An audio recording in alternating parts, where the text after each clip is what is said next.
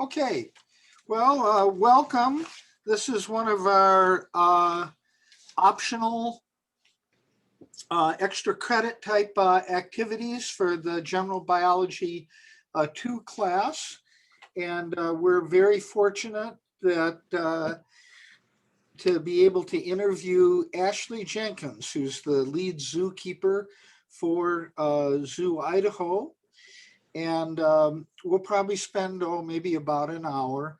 I'd like this to be interactive. So for the students, feel free to unmute yourselves and to ask questions, even if it's a little bit awkward. Go ahead, because I think it'll be more interesting. I have a little Menti activity toward the end, so you guys can get credit for doing this and not have to fill out anything extra. And let's see, we're going to first, Ashley will tell us a little bit about herself and her background and how she became a zookeeper, and maybe tell you a little bit about how you could prepare yourself for that kind of career if you're interested. And then we're going to do a walk around the zoo. We've got a map here of the of the zoo, and we'll just take a walk around as if this is what we normally would do. It would normally take a couple hours. So that's what we'll do afterwards. And she'll tell us a bit about the zoo, and then a day in the life of a zookeeper, and about the personalities of the animals and special care and things like that. So let's get started.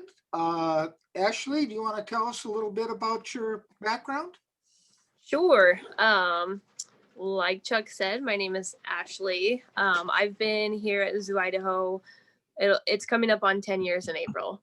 I'm from Pocatello. I am still a student, working on a bachelor's degree. So one thing to note, it can take a while. It's not a race. Do what you can, work hard. And I wouldn't trade the experience that I've had here for anything in the world. So my degree will be, trying to think how many times I've had to redeclare, integrative organismal biology. So most zookeeping positions will accept any biology degree, from a conservation to organismal to ecology. Some universities still offer zoology degrees. So it really just, it just depends on where you go. This field is very competitive. It has a low turnover rate, but there are always internships and volunteering positions available to kind of help get your foot in the door. I started here in 2011. And I think I had applied for a part-time position as a barnyard keeper and education animal keeper. And I called and I bothered my previous employer every day for about 2 weeks, I think. Just, hey, I'm calling to check on my application. And finally, he was just like, do you want the job? I'm like, well, yeah, I want the job. So yeah, that's how I got here. I was fortunate in that I got a paid position right off the bat. That doesn't always happen. But yeah, I got pretty lucky, and I've been here ever since. That's the deal. So we have a team of 3 full-time keepers, and that's including myself. We are a small staff. We cover a pretty large area of about 22 acres total. Our collection is roughly 100 animals, give or take a few at any given time. We are pretty full right now. We also have 2 part-time zookeepers right now too. So we do have a volunteer program. We're being extra careful with everything going on with the COVID. We do a CPI internship through the biology department. Janet Loxterman is the one to talk to for that generally. ISU also offers a work study program, and I think we take 1 to 2 work studies per semester. if education is more of your emphasis in this field, you can do a CPI internship with our educator, Rachel. And there's also a zookeeping CPI.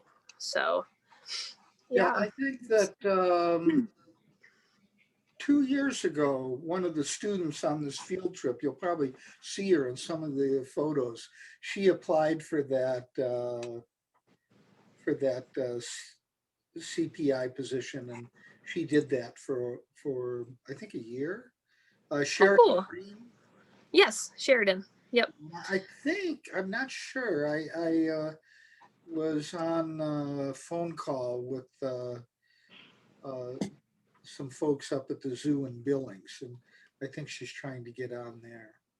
Yeah, she's been applying quite a few different places, so we've got her down for a good reference. She was great to have. So Yeah, she was a good student, very interested, came on these field trips, and mm-hmm. I'm glad to see that she's been able to follow up on that. Yeah. So, Yeah, and it can be a really competitive field, so in all of it, so yeah, just got to keep trying. one of my friends in graduate school, he became the it was one of the bird keepers at the Woodland Park Zoo in Seattle. Oh, He fun. volunteer for 6 months or something before he actually got a job. Mm-hmm. Yeah, it can take quite a while, and even in volunteer positions, it's generally most facilities are not just going to start you and hand you a bird and say, here you go. They start you on paperwork and on basic husbandry, and you kind of work your way up to that. They want to know that you're going to be diligent and thorough and that you're going to stick around. So anyway, if any of you have an interest in that, you don't have to make a career out of it either. It is something you could do for a summer. I know that one of our students, she's an elementary school teacher now, Ashlyn. Yep. She was I don't know if it was a CPI or what position was, but she worked for, I think, one summer there. Yeah, I think she was actually with us for 2 summers, and she was the education assistant, so it was a paid position. Oh, okay. And everything. So, yeah. But yeah. So, and I mean, any volunteer work or internship work always looks good on a resume. It's even if it's not what you're going to do forever, it still looks good. So, well, it's just fun. People be going into medicine, but they could have a very fun, interesting job. Right. That they'll remember that for a long time, even if they go. Right. Okay, can you tell us a little bit about the zoo itself? Yes. So, excuse me. Zoo Idaho was formerly Pocatello Zoo, was formerly Ross Park Zoo. Started in 1932 with a grandfather and his grandson. And they just had a few rescue animals. If I recall correctly, there was a monkey, a raccoon, and a black bear to start with. And then it just kind of built from there. It used to be a free zoo, and then he ended up with city funding, and that's when the city absorbed it into a municipal. So it's a city-funded zoo. We specialize in housing indigenous species from the Rocky Mountain Pacific Northwest region, and the animals that we take in are rescues. So for some reason or another, they have been deemed non-releasable, either through Fish and Game or U.S. Fish and Wildlife. And yeah, so it's either they've been injured, orphaned, they've been imprinted by people, which unfortunately happens a lot. So by the time they get to us, it is kind of like a last chance type of deal. Every once in a while, we'll have an intake that we're like, I think this animal may be able to be rehabilitated. And there's a really great network of rehabbers in Idaho that we work with in that kind of case. So yeah, that's probably one of my favorite parts about working here, is that I know that we're providing a quality of life to animals who otherwise may not have the opportunity to have a natural life. So yeah. And it makes it a lot easier too when they are a native species, because they winter well, they summer well. This is where they're from, so they do tend to thrive pretty well here in our climate with our altitude and everything. So yeah. And you're open from what, April through October? Is that correct? Right. Yep. So we usually open up in April for weekends, and then in May we're open every day, all the way through Labor Day. And then Labor Day we go back to weekends until the end of October. So, yep. And in addition to just the regular being open, you have a whole series of activities too, don't you? Different, like Mhm. Endangered Species Day and things like that. Right. Yeah, we do an Endangered Species Day, a day with the Zookeeper, Enrichment Day. We celebrate Earth Day with a few activities. We also have a few larger events on years that are not pandemic ridden. We have our Zoo Boo, our Ice Cream Zoofari, and a few other different fundraisers. We work really closely with our Zoo Idaho Zoological Society. They are not a city entity, but they are like a support society. Many zoos will have a society that help fundraise and help, with campaigns and advertising, and that's not uncommon. So we have a really great zoological society. If anyone's interested in looking into them, you can find them on Facebook. And yeah, and then we do a couple different winter activities. We're still kind of looking at those and how those will work this winter. And then Rachel, our educator, she does outreach programs for a lot of schools, a lot of kids. Right now, she's doing a lot of Zoom meetings given the circumstances. So, yeah, so we have lots going on that's not just the on ground stuff. Yeah, and they've different people from the zoo have come to my classroom, like for herpetology. They brought Augie, your desert Yeah, tortoise, and there was a box turtle. I can't remember the name of the box turtle. that's Rocky. Rocky, yeah. Mm-hmm. So that's been fun. And then I run into them at the some of the natural history museum events like Muggle Magic, Mm-hmm. and then the Portneuf Valley Environmental Fair too. Right. Yeah. A couple different job fairs and stuff through ISU as well. Yeah, yeah, So, that's great. Could I yeah. ask you a quick question? Sure. Go ahead.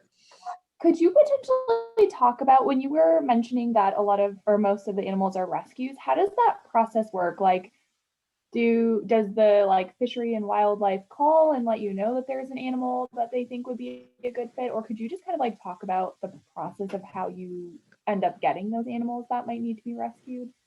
Yeah, sure, absolutely. So generally, so we deal with Idaho Fish and Game. We have dealt with Fish and Game state entities through other states that are near us. U.S. Fish and Wildlife covers mostly the federally permitted animals like raptors. Fish and Game covers most everything else, like the mammals and everything else that way. So we will usually get a phone call from either U.S. Fish and Wildlife or U.S. Fish and Game, depending on where the animal has been found. A lot of times it's because they have had a call from a member of the public or from a member of another entity similar. So they will usually do an evaluation of the animal. And if they think that it might not be something that's going to be releasable, if it has a severe injury, if it's a very young fawn or very young mammal or, of any type, we receive a call from them. And then we kind of talk it through, do we have the housing space for this animal? Do we have the time and the manpower to give this animal a quality of life? Is there somewhere else that we could reach out if it's not a right fit for us? So a lot of times during the springtime, it's cause for deer fawns that people have accidentally picked up. with good intention. They think it's been abandoned, but mom has just stashed it for later. She's watching, and she's not far off usually. And people really do mean well for the most part. We get a ton of calls for baby raccoons every year. People will unfortunately trap or kill a mother to kind of get them off the property. There's not a whole lot of permitting as far as that goes, because they are considered sort of a pest animal. So it just kind of depends. A lot of the raptor intakes that we get are injured. So most of them have been either hit by a car or attacked by another animal. And at that point, with a wing break or a pelvic injury or an eye injury, they are not releasable. In a few instances, we've had animals that have been raised by people, and that's really detrimental, because most animals are smart enough at that point to where they figure out that they don't have to work for their food and for their livelihood. That's very hard to reverse in most animals. It can happen if you catch it soon enough, but with like hooved animals, deer, mule deer, or anything that you have to bottle feed, it is very hard to reverse that. So, I mean, it really depends on the animal. And like I said, if we get something in that we're like, this might be better suited somewhere else or with an actual rehabber, that's where we'll reach out to. So does that answer your question all right? Yeah, thank you. Thank you for going into that. I've always been interested to kind of figure out how no problem. It's a good question. And we'll be seeing pictures of some of these animals, so you might want to just mention those cases, like where Shoney the grizzly bear came from, things like that. Yeah. Any other questions? Okay, well, why don't we start our tour? If we were there in person, we would meet over, at the education building, and then we would go out. There's a big new wetland that's been constructed here. We'll see a picture of that. And then we'll come down here, we'll see some ungulates, and then the grizzly bears, the coyotes, and then we'll walk along basically the edge of the cliff here, the lava cliff, and then what we see the bobcats. Yep, you'll hit the bobcats first. Yep. And with the last time I was there, or a couple of years ago, when Ashley took our class around, there's a porcupine here. And we come around the corner, and let's see, the mountain lions are here, and the badger. Here I have pictures of that. And then I think we look down here into the elk and the bighorn sheep and mountain goats. And then we end up looking at some birds down in this area. So I'll just there's about 30 slides here. We'll just walk through them, and then Ashley can tell us about taking care of them. What is your typical day like? You start early, don't you? We do start pretty early, depending on what we have going on. Right now we're working on this kind of our winter skeleton crew. So our day is busy. We get our live checks and lock checks out of the way first thing. We go around the zoo, we check everybody, make sure everybody's alive and looks physically all right, make sure all the locks are done up, because when it comes down to it, we are humans. We do make mistakes. And so lock checks are really important. We tend to do each other's follow-up PM checks. It's always good to have that objective eye behind you. I like having somebody follow me on my own checks, and everybody else kind of does that too. So after the AM checks, we go through, if anybody requires an AM feed, that's what we do. And then it's pretty much, we just hit the ground running. We're raking, shifting certain animals that need shifted off, feeding. We usually start with our hoof stock yards, so elk, mule deer, bighorn, barnyard, and bison pronghorn. So we try to get all of our yards done first thing. And then we move on to our other sections. We've kind of broken them up into sections, like our black bears is kind of its own thing. It's a little more in depth and a little more time consuming. So black bears, mountain lions are kind of lumped in together. And then we have our small carnivore section, our upper level section. Grizzly is kind of its own thing too. It does take some time in the morning and PM. So there's a lot of stocking feeds and stocking hay. There's a lot of picking up poop. So much poop to pick up. And old foods. We hose when we can. Obviously, it's a little bit cold for that right now. Fresh waters every day. We have to make sure everybody has all the fresh water that they could ever need.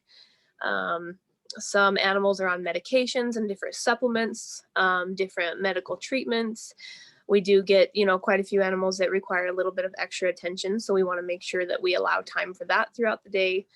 Our education animals are a different section. So we make sure that those guys are taken care of. We have diet prep for the next day. We have lots and lots of dishes, lots of dishes every day. Dumping out our feed vehicles and our waste vehicles, dumping wheelbarrows. So there's a lot, tons and tons every day. So, but it's the interaction and being able to be outside and being able to interact with our animals and provide that level of care that we are striving so hard to provide. Kind of, it outweighs it for most of us. It's a lot of work, but it's very well rewarding in our own senses. So I have a question. What do Sure. what do their diets look like in captivity? Do they eat a lot of the same things they do in the wild, or how's that different? So in any facility that you go to that houses wild animals in human care, you are going to find it depends on where they're at. So to where we are able to house native species, they do get a lot of the same things as far as like the vegetation goes. Carnivores are pretty easy because you can pretty much order any food that they would eat. Obviously we're not ordering whole deer, but we do have access to a chunked bovine. We do get game meat donations a lot. And then we order through a company called Rodent Pro. So we get rabbits and rats and quail and chick. And so the raptors are getting really close to similar to what they might eat. The carnivores are getting a lot of meat. We try to make sure that they're getting bones for their teeth. And anything that we give them might be enriched with extra taurine or phosphorus, whatever the species is.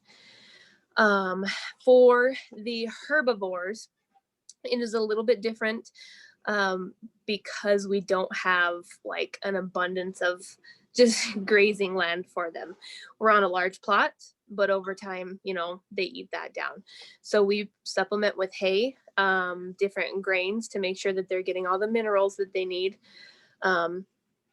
Pronghorn can be a little bit tricky because they tend to have selenium and thiamine deficiencies. So they get a certain salt block, and we will do supplements at times if we feel like they need extra. So we do grass and alfalfa hay depending on the animal. More of the omnivores, we fill with a couple zoo-made products that are going to be made for omnivores. We use a lot of produce, a lot of fruits and vegetables. We'll do things like whole prey. We don't ever use live prey. Most of the animals are not equipped to hunt, and if they are, the public doesn't always understand live prey as a concept, and it can be kind of harsh. So, but yeah, so we use lots of produce, lots of meat ordered from different companies, donations. Does that answer your question for the most part? Thank you so much. It's really interesting. Yeah, sure. Well, should we start the slideshow? Yeah, let's do it. Oops. And some of these you probably won't have much to say about, but here's our class from a couple years ago, I think. Mm-hmm.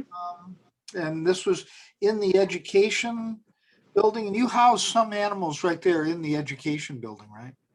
Right. Yep. So we have our education and outreach program animals, a few mammals. So we have a ferret, rabbit, a few gopher snakes, our ball python, which is not a native species, as a side note.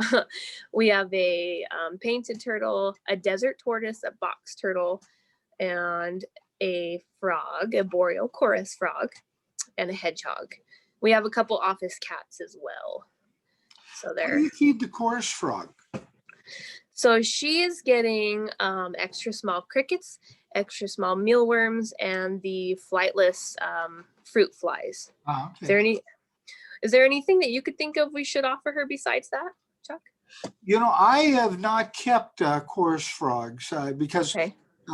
because the food items are smaller. You know, the animals we've kept, we've fed on mealworms and crickets, the lizard, Hmm. Right. and, Yeah. and our frogs too, and our tiger. And you have a tiger salamander too, don't you? We don't anymore. No, both of our tiger salamanders have since passed on. So Oh, that's too bad. I know. I sure miss them. They're They're really one of the cool. best. They're one of the best. They're just so. They just have a lot of personality for. They really do, especially when it's eating time. Yeah, they're very They get pretty. enthusiastic eaters. They are not good at hunting, but good at eating. Yeah, So, we had one for about 15 years in my lab, and I remember we had wow. I think it was a high school class, and one of the students put her finger in, uh, pointed to it, and he Oh no. grabbed her by the finger. Oh, I believe it. I have made that mistake as well. Yeah. Yes. Okay, let's see. I think. Oh yeah, here's one of your gopher snakes. That looks like our handsome man Pat. I really like that shot there. I do too. He's pretty cute. Could you tell us a little bit about your wetland? I haven't been there to see it for about 6 months, but maybe you could just tell us about that whole project. Sure. We have had some funding from the U.S. Fish and Wildlife Service. And the idea behind it is to have eventually a self-sustaining wetlands refuge that will provide breeding grounds for the tri-state areas of the trumpeter swan.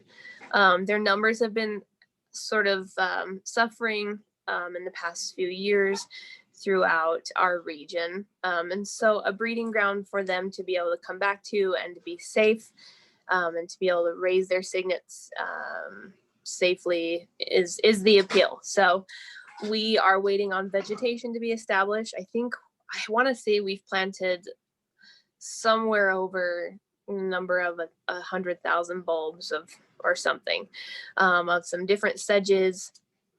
And we are going to be looking into some milfoil as well, which happens to be one of the primary food sources of a trumpeter swan.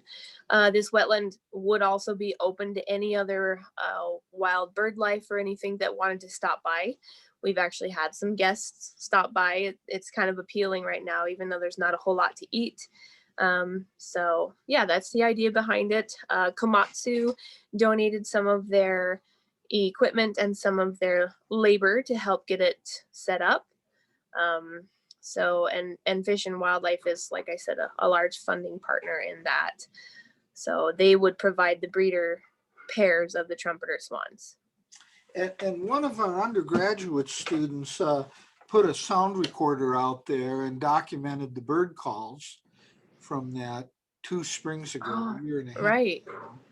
And then for our nature photography class, for her project, Paige Miller, who's studying trumpeter swans, she set up to practice for her work on the trumpeter swans. She set some trail cameras out there and practiced on the many Canada geese Right. Yep. that occur there. Yep. We have plenty of those, and they make themselves at home and welcome at the wetlands. And So. I am hoping that this will be suitable for amphibians as well. I'm hoping that you'll have some tiger salamanders moving in, and chorus frogs, and maybe even leopard frogs if we're lucky. Ooh, that would be cool too. So we have to get that water quality up to par for it to happen. But I think over time, once the vegetation comes in, hopefully it'll work out. So it's not an overnight project. It will take years to establish, but that's how it goes. Yeah, well, I'm excited about that. I think that's a neat idea, and I hope that the Edson Fichter Pond down there at the Edson Fichter Nature Area has really developed nicely. But I think that's an easier one because that's in a natural riparian wetland area, where this is Right. on a cliff, Baking in the sun all day. Yeah, it's a bit different. I imagine having been a pen for ungulates for decades too has not helped with the water quality. Yeah, nope, it probably hasn't. There have been some pretty gnarly algae blooms we've had, so we got to keep those under control. Yeah. Okay, so this is one of your ungulate exhibits? Yes, that is our bison and pronghorn exhibit. They cohabitate quite well. You would find them on some of the same land in certain areas of the country. Not everywhere, but they do cohabitate quite well. They know their boundaries for the most part. And that is Laverne that we're looking at there. She is a voluptuous specimen of a bison. She's always been very shapely and bodacious. She's a babe. She's a little bit sassy, and she's a little bit creepy, but she's very beautiful. She's good looking, and she is the last of our bison, unfortunately. Oh, We are looking into possibly getting a calf, so a female calf, no males for now. So I take it the males are more cantankerous. they are. Yep. They tend to be pretty spicy for the most part. They tend to be a little more aggressive with the vehicles. They don't draw boundaries very well. And if they want something, they will have it. So that's a male bison, especially during the rut season. They're impressive animals. I imagine they're one of the more difficult animals to manage there. They, if you have a herd that is acclimated to people but not too comfortable, they do okay. Health wise, they tend to be very resilient. They rarely get sick. Usually what ends up happening toward the later part of their lives is they become arthritic, and their back end can suffer with arthritis. And so that's usually becomes their demise. But as far as management goes, if they will shift train, then they are quite easy to do. So vaccines, we can dart if we have to, and it's not a huge issue because they are such large animals. We don't risk so much the injury to a muscle or bone. And they'll eat grain pretty well, so they're fairly manageable.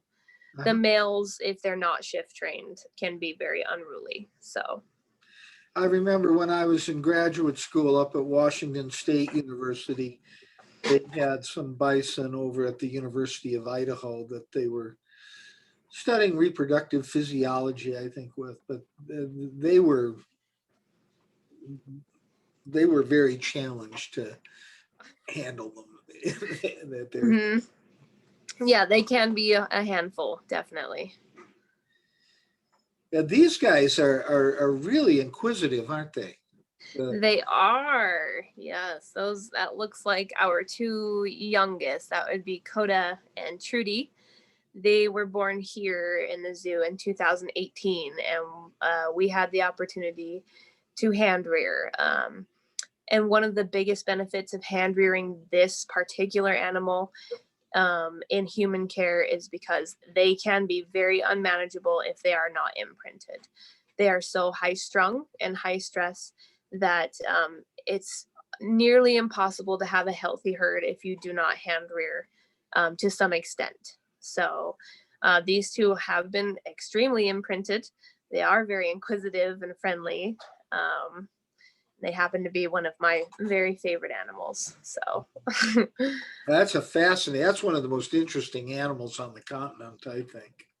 they really are. And I mean, the way from everything from their jugular system, their adrenal system, and the way that their horns, the sheaths slough off like they do. And they're so fast, but they're not antelope. They don't have any really super close relatives. I mean, it's cool. Yeah. Did you say you had the sheath for one of them? Oh, yeah, I do. I have two sets of sheaths here. So, this one is our old male. He has since passed, but this was from, I want to say, a 12-year-old pronghorn male sheath. So you can see that it's hollow in there, and it is actually just hairs that are woven together. So these are just made of keratin. They grow the other sheath on the inside of that. And in about November, these just kind of pop off, and then they continue to grow. So this is called the prong. That's the pronghorn. That's where the name comes from. They can have a single prong, a double prong. This is technically a double, but he rubbed that off. And this is our 2-year-old most recent sheath. So he's just got the tiny little single prong. And they're kind of shaped like this. They curve inward toward the middle of their head. Some of them have different curvatures. They're set wider. But the females, I wonder if I have that. The females also slough their tiny little nubbins for the most part. I do. You guys are going to love this. So this is the female tiny little sheath. It's just adorable and little. So, yeah. Yeah, I'm not excited about that at all, Chuck. So There's great opportunities to see these naturally too. Out on the Snake River Plain, we see them up by, I believe you see them up in Island Park, the northern range of Yellowstone, and Jackson Hole. I see them regularly northeast of Jackson. Right. Yeah. So, pretty much the whole drive from here to Salmon, like you're gonna see quite a few for the most part. The Lemhi and Mud Lake area, they're pretty popular there in the Chalice area. So. And they have extensive migrations too. Yeah. And that's a real challenge for managing them, is to try to keep those migration routes open. Yep, and accessible for them. Human activity and they have troubles with fences too, don't they? Yeah, they can jump high, but generally they would prefer to go under things. Jumping over a certain height can be quite difficult for them, especially if they're older, or the smaller ones can't really get all that high. So, but yeah. Okay.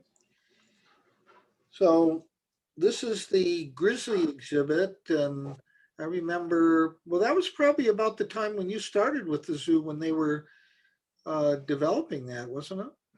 Yep. It opened in 2012, so the year after I started. That was the first opening year, was 2012. Yeah, and I would venture to say, well, I would say that from my personal experience, this is the best bear exhibit I've ever seen in a zoo. Well, we're flattered by that. I kind of think so too. It's seeing how good it's been for our older bear stripes has been amazing. It really has been. Yeah, they've constructed it. These are what, 2-3 inch or something plate glass windows? Yeah, they're 2-inch double paned. What, So, each one of those panes cost about $6,000 or something, I think I was. it was, I think, they actually had one break during construction, and I want to say it was upwards of 10 grand to replace it. Yeah. So, but what's really fun is you can come right up to the bears. If mm-hmm. they're interested in you, particularly if you're there with one of the keepers. Right. See a lot of behavior. This is Stripes, I think, back here, but they've landscaped it in such a way. There's like a little creek and a pond, and it's landscaped so that when you photograph them here, you know, it looks like a fairly natural setting. A lot of the plants aren't native species, but it has a real natural feel. I like to go up to the Wolf and Grizzly Discovery Center, but I can't get as good of pictures up there because all the fences and walls and things are in the way. They haven't done as good a job there at providing natural backgrounds. Right. We Uh, are pretty fortunate in our location here. So, And one of the biggest problems for photography here is somehow this glass puts a bluish cast mhm. on your pictures, and it's I have not been able to figure out how to color balance that properly. Really. This is one of my favorite photos from there, but do you see it has kind of a bluish gray cast to it? And Mhm. I can't figure out how to get rid of that. There must be a way in Photoshop that you could color correct that, but I haven't. But anyway, I've had a lot of fun watching the bears there. Yeah, I do love that picture. And I think that blue tint on this particular picture actually makes it kind of cool, like kind of a foggy morning type Yeah, feel. So, it does. Do you want to tell us anything about these particular bears? sure. So if you're looking at the screen, the smaller one on the left, that is Shoni. She's about 8 years old, and she came to us through Fish and Wildlife, or Fish and Game, sorry. And I always forget if it's Montana or Wyoming. I want to say she was from Wyoming. Wyoming. Um, He was from the Shoshone National Forest. That's right. where the name came from. Right. Okay. So it is Wyoming. And she was about a year and a half when she first came in. She had been tried to be relocated several times because she was coming into towns. She was coming into people's, yards and getting into garbages. So what they call that is they call it a trouble bear. Once they try to relocate several times and is unsuccessful, which was the case with Shoni.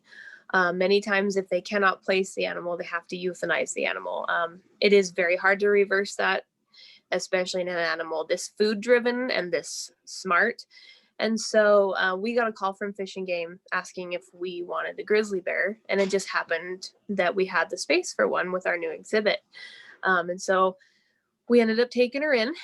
She was about, like I said, a year and a half old. She was very small. It's probable that she was kicked off of her mom early. Generally, these guys can stay with their mom up to 3 or 4 years, and they'll nurse for quite some time too. And so it's likely that she was kicked off mom or something happened to mom. If the mother had been bred through again, that would give her a reason to kick off her offspring. So yeah, we don't know exactly what happened, but that's our best guess.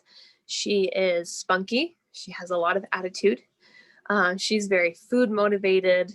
She is very training motivated for grapes. That's her favorite training tool.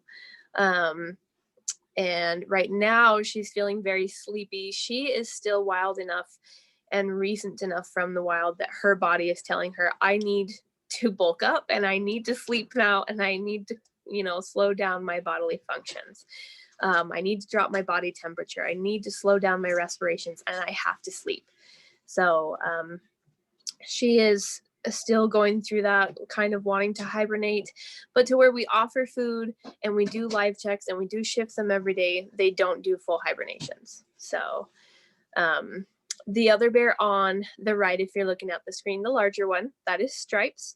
She is one of our only animals that has come from another facility that was not a rescue. She has been with us since 1991, and she was born in 1989.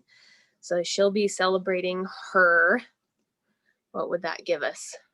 She will be celebrating, I think, her 32nd birthday on January 17th-ish. She is old. But she still gets around great. She is a little slower in her old age. She is on an anti-arthritic supplement, which seems to do great for her. Her hips have been great. She loves to swim in the pool, and she came from Columbus, Ohio. So she is pretty average size for a female inland grizzly species, brown bear species. Her average weight when she's not super heavy is somewhere right around 600 pounds. So Shoni might only be weighing in around 450. She is a stumpy little bear. But yeah, so Stripes is older. They cohabitate quite well. They have their arguments, but they have a system figured out for the most part. So they cohabitate pretty well. That huge age gap is actually very beneficial when you're introducing two bears of the same sex with brown bears. So yeah. Great. Oh, and then we've been able to go in and visit the facility, and here's the grizzly building. And then here you are showing, I guess, you might tell them a little bit about how you shuttle them, how you handle them. Sure. Yeah, so you can kind of see back there, there's a large like guillotine type door, and those are what we use. We can open and close those from a pulley system. Both of the bears are shift trained, and so they kind of know where we need them to move. They will move quite well for the most part for a food item of their choice. Right now, it's a little bit more difficult because they're grumpy and tired, but they are still moving. We do some training largely based on operant conditioning, and that's a whole nother thing we don't have to get into, but it's a pretty well-used system. So yeah, we move them where we need to. We don't ever share space with these animals because they are still wild bears, and they both shift quite well for the most part. Okay. We've been going almost 50 minutes now. I'm going to take a short break and we'll do a little Menti activity so that the students can, sign in and get credit for this. And then we'll just continue on with the rest of the tour afterwards. But some people may want to leave now, and I want to make sure they get credit for. Sure. So we've got a couple questions and then chance for you to enter your name. So you guys want to log into Menti if you want to, and we thought it'd be fun to just see how many of you have actually been to Zoo Idaho before.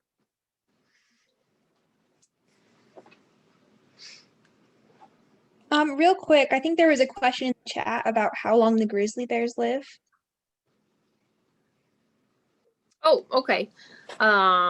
In the wild, so most of them 25 years is a pretty long life for a wild born and wild living inland grizzly bear. In human care, I want to say the record is somewhere upwards of 44 or 46. That's a very old bear. We've had one live to 34. Like I said, Stripes is coming up on 32. So average in the wild, 15 to 20, 25 is getting pretty old. Average in captivity or in human care can be upwards of 40 years. So really depends on the care and the facility and things like that. Genetics play a huge role in that too. Okay, so here's our second question. This would have been better if we'd been through all of these, but if you want to just tell us what native animal you find most interesting, that would be worthwhile. Grizzly's pretty interesting. Yeah. I find the bison really interesting too. Mm-hmm. And of course, for me, the amphibians and reptiles are the most interesting. Of course. Okay. That is fine. Somebody wrote all there, and that's how I feel a lot of times. Particularly the animal that I'm working with at a given time is the one that's most interesting to me. Okay, and then if you want to enter your name, and then we'll I'll have a record of who attended this activity.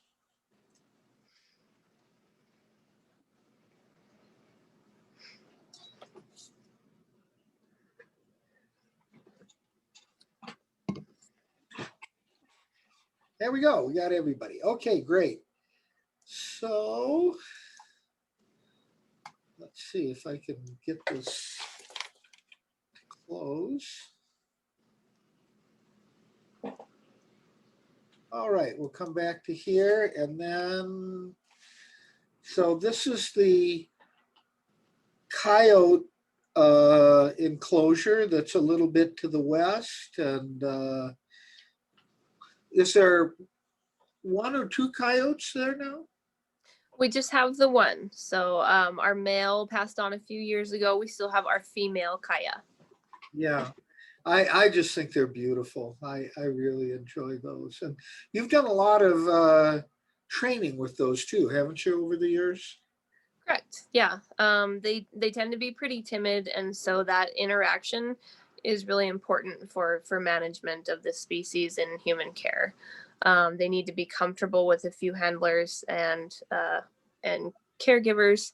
So yeah, the training and the interaction and acclimation is really important, and she's taken to it quite well.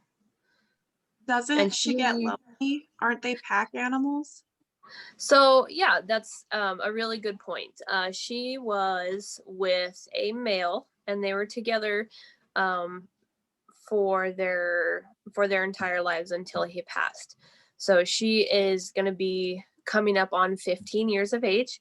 She's in great health, but introducing a new pack mate for that animal could prove to be very difficult. It could prove to be dangerous for both of the animals. It's really hard to introduce a new foreign pack mate. So in lieu of that, we try and make sure we take extra time to socialize with her, because you're right, they are very social animals. They're not always right within a pack, but they are often with another one or two. So we do try and socialize with her as much as we can, talk to her. I get a lot of tactile interaction with her, which is really important to check out her health as well. So yeah, I think she probably does get lonely here and there, which is why we have to strive so hard to implement alternates for that. So yeah, that's a good question. Okay. Anything you want to mention about the porcupine? The porcupine. Oh, yeah, he's a big boy. We were able to get a close estimate weight on him, and it was somewhere between 23 and 26 pounds. He's a big, big porcupine. They torpor, which is really interesting. If you've never heard the term torpor, it's sort of like a hibernation. Their bodies do slow down, but they go in cycles. Different animals that torpor have different torpor cycles. Where they sleep, their body temperature drops, their respiration slow down a little bit, and they don't really eat. And so on the warmer days, they have more energy that they've conserved to come out and find food. During a torpor cycle, if they're not sleeping, they're tired, they're grouchy, they're not wanting to eat. This particular porcupine has taken to one of our part-time keepers, Catherine, and he is enchanted by her. He is truly in love with her, and he trains really, really well with her. So it's really cute to see. If you're ever here in the summer, ask about when she's going to be training with the porcupine, because it's one of the most adorable and really cool interactive things to see. So, and they're rodents, in case you didn't know. They're rodents, and they have these little rodent teeth and cute little nostrils and little hands. So Okay. Oh, here we go. ooh. Yep, they're looking rotund just like that right now. They're looking nice and plump. Yeah, this is a challenge for photographing in the zoo, is how to try to remove that, take a picture without getting the cages, the wires, the glass reflections, things like that. Definitely. let's see, this is from the, I think that's Sheridan right I there. was just gonna say that's Sheridan. Yep. And this is a little enclosure there. I think this is with the fox exhibit. Yeah. Yep. And here's Yep. a close up of the foxes. Oh, I like that picture a lot. The one on the left is Swiper. His house name is Swiper. The female goes by Lady M, and she is actually a three-legged amputee. She was caught up and twisted up in a barbed wire, and the injuries were such that she had to have that back leg removed. And Swiper came to us as an orphaned and imprinted very young fox. He was non-releasable as well. And then we do have, for red foxes, they come in different color morphs, which is really, really cool. We have a dark color morph. Oh, I've got a picture of that. I didn't have it here though. Yeah. Yeah, and I think it's called dark marble. I think he's a marble, a gray marble morph. But yeah, he's like black and gray. Most of them have that little white tip on the end of their tail. And these animals are crepuscular. And am I saying that right? Crepuscular? Yeah, crepuscular. Yes. So they are dusk and dawn active. They are active throughout most of the night, but their sleeping patterns, they'll sleep some during the night, some during the day. Dusk, that's their time. Dusk and dawn. One of the things I haven't done this at the zoo, but I did have done them down at Living Planet Aquarium for student research projects. We take a trail cam and put it on the cage for about 2 weeks. Ooh. Then and run it, take a picture every minute. And then the students go back through that and they score it, whether it's an active minute or not. And we've done it with the anaconda down at the Living Planet Aquarium, and also with the dwarf caimans. That would be really cool. It's really interesting. And then the people at the aquarium got to know, it was very interesting how little impact. I mean, you did see the day-night difference, but it was surprising how adjusted to people that the caimans were. I mean, right. it seemed to bother them when people started coming in at like 10 o'clock or at 6 o'clock. We did a study like that on the hibernating rattlesnakes in captivity in our lab. And we thought that they were cold and in the dark and they were like asleep. And they're reacting, I think, to the doors opening down when they open up the building at 6:30 and really leave. Yeah, it was really interesting. You could see their attention level change when the building is opened and closed, even when they're in the dark. We were filming them with infrared cameras. Right. And that was in your hibernaculum, right? Yeah, we have environmental chambers we put them in for the wintertime. Because right. In the wild, they're spending, like out on the INL, maybe 6 months out of the year in hibernation. Right. Yeah. So anyway, I was really, really intrigued by how closely they were cued into activity. I think that they're probably more than visual. It's their sensing vibrations.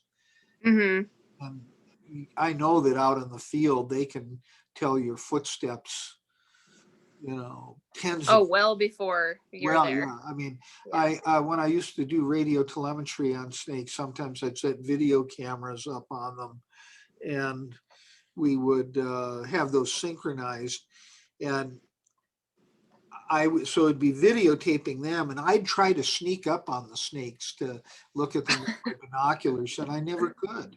No, they know we're coming. They knew we were coming, and they disappeared. And I think they could tell you 100 meters away on some of these cases. I think they knew they'd feel your footsteps. Yeah, that's just cool. Well, some lizards, they bury themselves in the sand and they hunt, and they're sensing the vibrations of the insects walking at the surface of the sand. They know to pop up and grab them. I know, it kind of makes us feel a little bit inferior, doesn't it? Oh, yeah. I think sensorily, we're probably inferior to a lot of animals.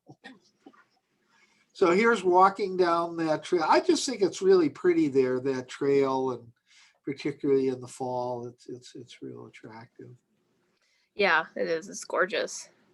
And I didn't get it. I have a good picture, a good close up of the mountain lion, but maybe you want to tell us a little bit about you have two of them, is that right? Right. Yep. We have two, a male and a female. Sinbad is our male. He is going to be, oh gosh, he's going to be 8 this spring. And he came to us from Montana. He was a foster with a rehab foster there. He had been orphaned there. So he came to us at about 3 months old. He was very imprinted when we got him.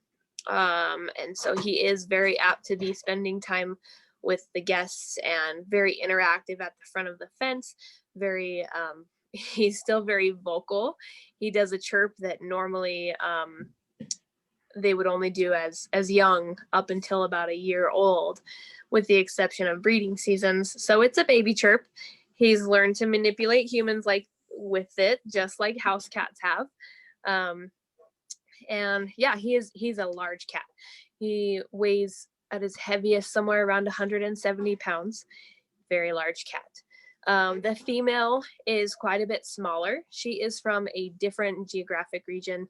She was from northern Idaho. She came to us about the same age, three months old, and she was wild. And I mean really wild, scrappy. So she does tend to be a little more timid. She has a little bit more of an attitude, which is also common for a female wildcat of most any species. She has a darker red coat. So if you're looking at, this is a picture of the male here, Sinbad. He's got that really light, kind of chestnut color. The female has a really beautiful dark red, almost an Irish setter color to her. She weighs in at about 100 pounds. Fairly average size for a female that you would find in this area. And yeah, so they both do some training. They're both shift trained. They are fed twice a day. We try to enrich them with things like rabbit meat on bovine bones for tooth health. These guys do use their tails for balance a little bit. Their tails are humongous and fluffy. Their forearms and the muscles in their forearms are absolutely incredible and so impressive. So yeah. You used the term shift training. Could you describe that a little bit? Yeah. So most animals in human care, you want to be able to lock them into a space so you don't share space with them, or if you need to put them in a squeeze chute for a vaccine, anything like that. Shift training usually involves food or whatever main motivator that animal has. For these animals, it is food. So shift training is usually moving them into the dens, and then you move on to closing the door behind that animal and getting them comfortable in the dens with the door shut. And then you can begin to kind of move them throughout the den so that they're comfortable in different dens. You want the shift training to be a comfortable process. You want it to feel safe for them. You want it to be a good experience, because naturally being locked into a den is not, it's not an overwhelmingly pleasurable experience for the animal. So you want it to be as comfortable as possible. So it's very helpful.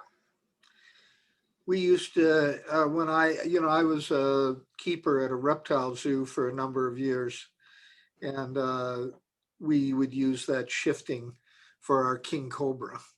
We tried to not handle him as much as we could, and Right. little shift cage, and we'd pull a little trap door, and then he'd like to go in there because it was dark and he could get away from people.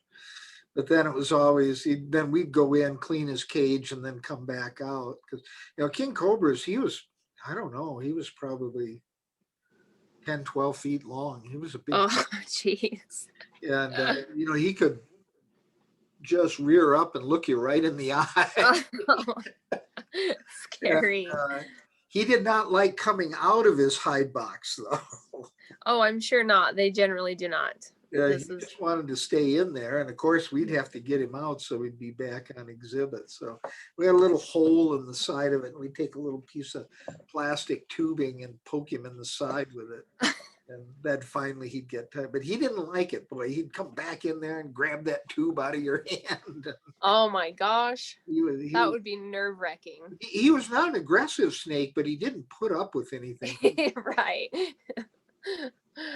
This is Sherlock. He's very needy sometimes. So this, I sure like this guy here. Oh, I have some news to tell you about Todd, Chuck. Oh, okay. So we did our annual, well, our not annual, we do them every other year. We did a physical and a knockdown on him for the first time since he was small. He is a she. Oh, is that right? Yes, it's a female badger. So We it's got in Ms. there and Todd. Ms. Todd. yeah. So yeah, it's a female, some Miss Todd, I guess. She's also having some torpor days with the colder weather, and she has packed on the weight. That's a pretty accurate She was picture. heavy when I was her. Yeah. Yeah, so she looks about like that right now, Yeah. which is totally normal for a badger. They're very good at managing their weights, and she'll slough a lot of that weight come springtime. So yeah, it's pretty impressive the way that they pack on that weight and torpor. So Well, I know she's really interested in you. She was very interactive. she is, yeah. So she came in really young, and her mother had been killed by a tractor. So she came from Rockland, Idaho, and she was about 5 weeks old, I want to say, when we got her. So she's been around people her whole life. She does have the people she likes and dislikes. She is a little bit more aggressive with males than she is with females. Yeah, so she does training with one of our full-time keepers, Jenny, and we do some target training, which is where you have an object where that's where you want them to be, and that's where they go and they're rewarded. And a few other like body presentations, a back presentation for injections, things like that. So yeah, she is I think a guest favorite. She's very interactive, very talkative, usually pretty active. So, and really, I mean, aesthetically pleasing to look at. I mean, look at that thing. He's my new favorite. Yeah. Yeah. She is a good looking little animal. But Okay, and then this is if you turn around and look to the west. yep, if you are on the upper level and looking down west, that is our elk exhibit. So we have 8 elk total. We have 2 bulls, which we do separate for the rut season, which is roughly September through December, January for our animals. It's not usually that long of a rut season in the wild. So we have 6 cows. They do cohabitate pretty well. And it's really interesting watching their herd dynamics because depending on who is in estrus or cycling, their behavior will change, and some will become more dominant in the spring, some in the fall. The females can be very, very rude, very rude. So, and the males can become the same during rut season. So it's herd management can be a little tricky, but we seem to make it work. So. Now you used to have these with the bison up where the wetland is now. And as I recall that the sort of the social hierarchy would shift if or when they had their antlers, right? That's correct. Yeah. So if they had antlers, they were top of the chain. And then as soon as rut season was over and February, March comes around, they drop those antlers. These guys become big ninnies, and then the bison are in charge. So, and that's pretty much that way until they're out of their velvet phase, because they do understand, there's something instinctual in them that understands if they injure their velveted antlers, they can be severely injured. They can even bleed out. So, Really? Yeah, yep. The amount of blood flow through a velveted antler is just incredible. They can grow up to an inch a day on these elk. Wow. Yeah, and it's a growing living organism, and it's so cool. I love antlers. Oh, yeah. Have you seen the skull exhibit yet down at the Natural History Museum? No, I haven't Oh, been. I you need gotta go to. down there. It's terrific. They've got a whole center part of it that's head ornamentation, like horns and antlers and tusks. And yeah, I you go. could go down there and see it. It's really great. That's what I've heard. I've heard it's awesome.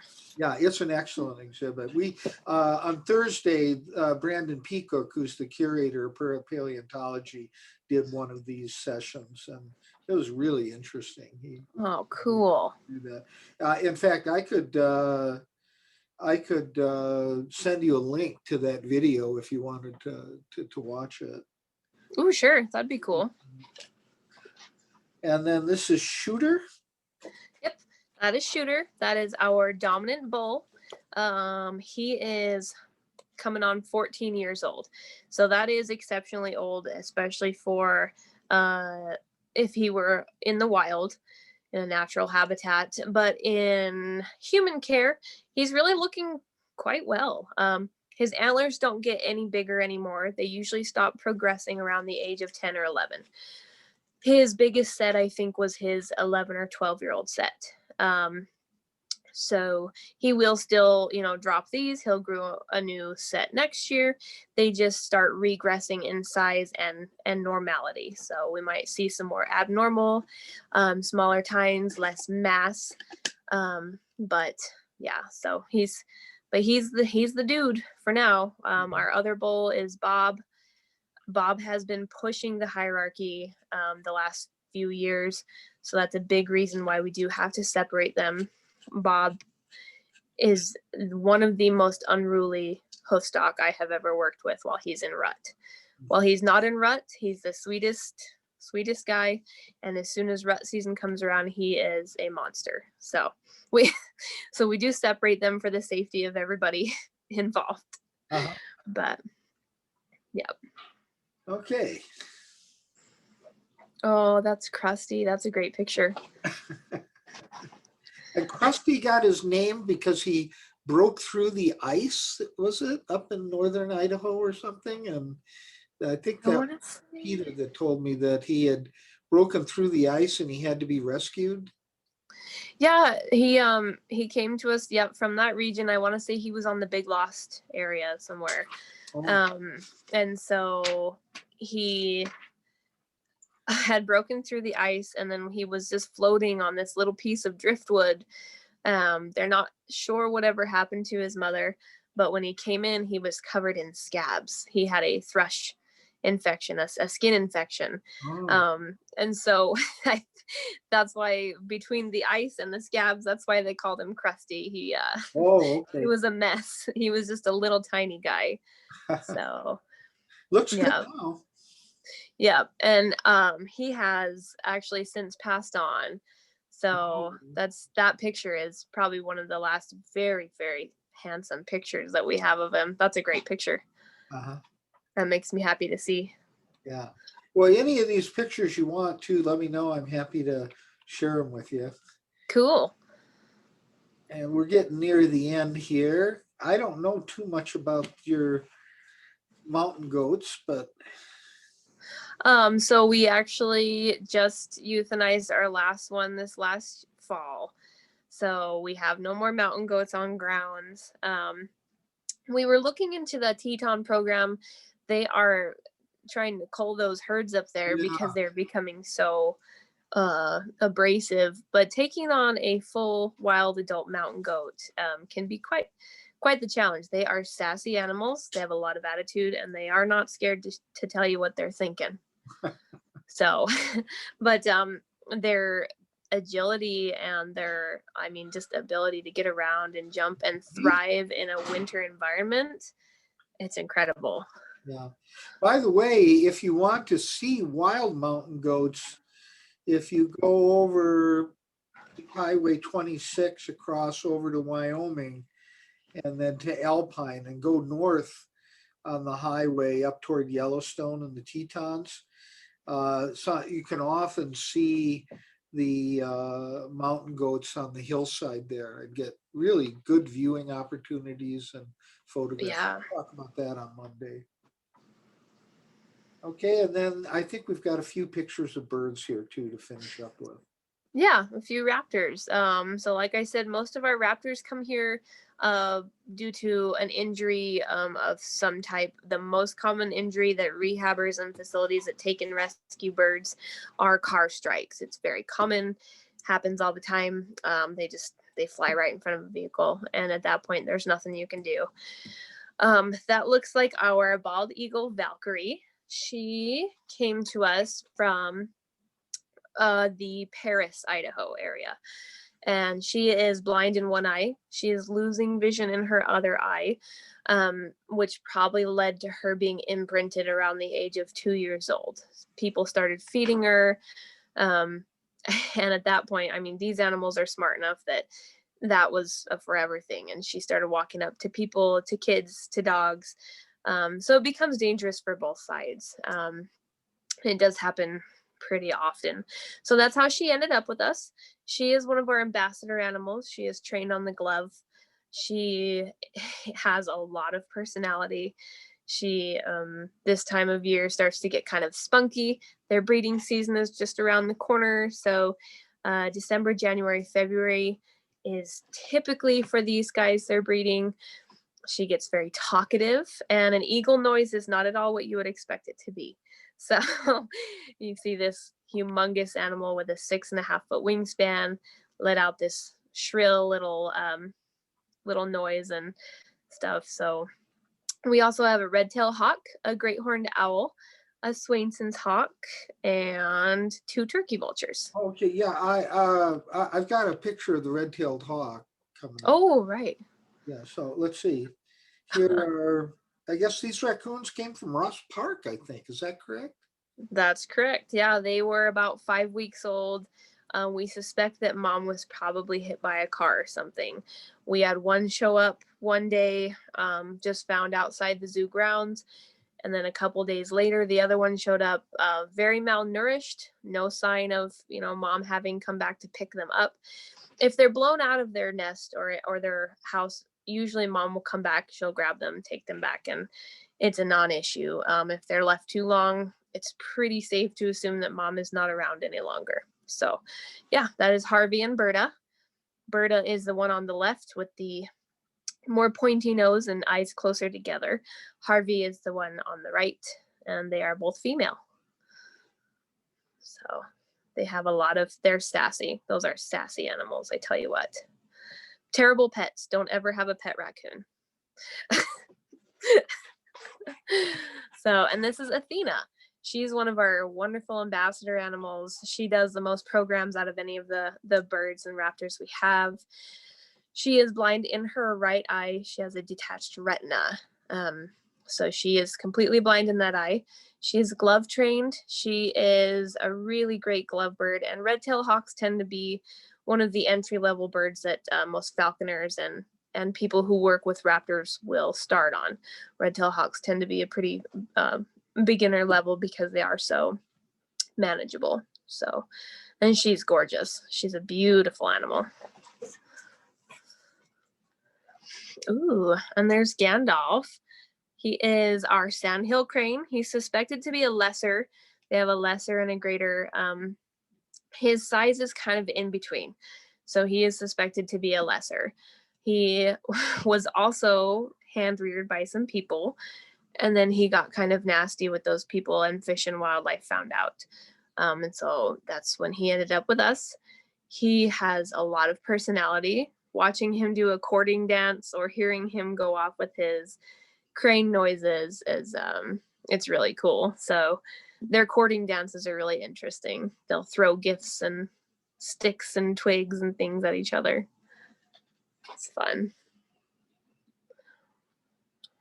And the turkeys. And that looks like that would be John. So these guys, we don't have any hens right now. We just have the toms. and they tend to be pretty aggressive once they're imprinted on people. So it's not, I don't know, they're really cool to look at. They're not so nice for handling. So Why do they get aggressive? these animals are just, their breeding season is like the most important things to them of all of life. And they're sort of like a rooster in that sense. Roosters tend to get really nasty. And I think if you look just above that leg band on his exposed leg, that's a spur coming out. Those spurs are like little daggers. They also have a very hard feather on the top of their wing that is very painful when they hit you with it. So it's kind of like a rooster mentality. And even if you don't have any hens around, they can still be pretty aggressive because they're so used to people. They have no fear of us. So they invite themselves to just behave however they like. They're pretty sassy. So I think that's the that's the end of the photographs. If you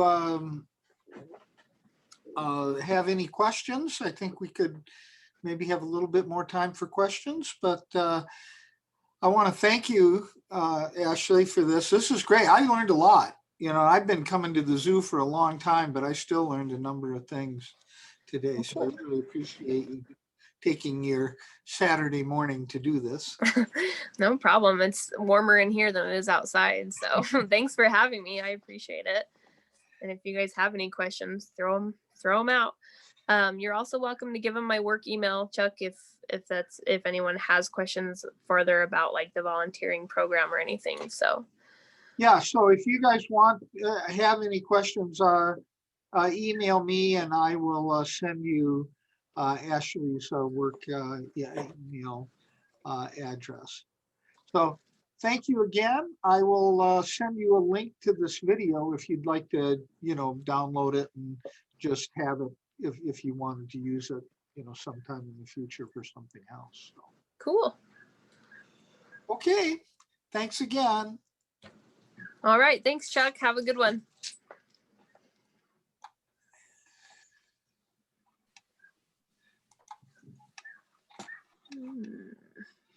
Oop, let's see. I got to stop the. Yeah, I don't know how to get out of here either.